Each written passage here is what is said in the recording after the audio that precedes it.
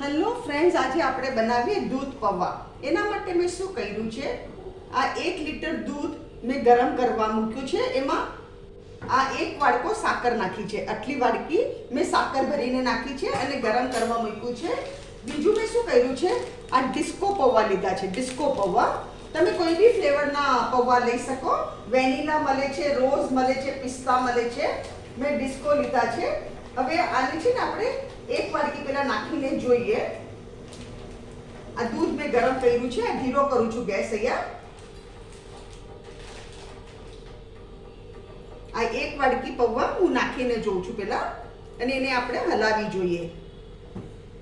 હજુ આમાં પૌવા જશે અને પૌવા છે ને દૂધ પીસે એટલે છે ને આપણે દૂધ ઓછું થઈ જશે એ પ્રમાણે આપણે પૌવા નાખીએ.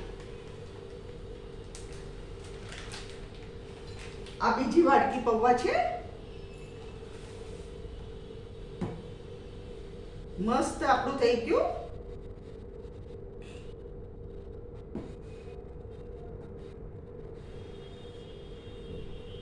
હજુ મને થોડું પૌવા નાખવાની જરૂર લાગે છે, તો હું થોડા પૌવા હજુ નાખું છું.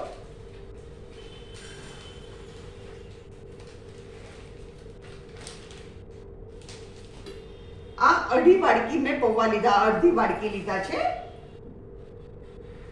આને એકવાર આપણે ઉપર નીચે કરી દઈએ.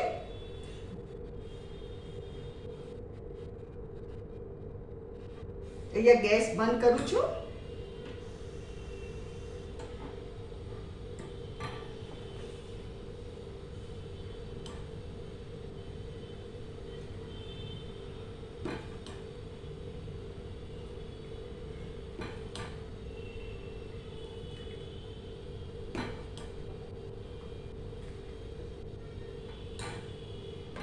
ફ્રેન્ડ્સ, આ છે આપણે દૂધ પૌવા.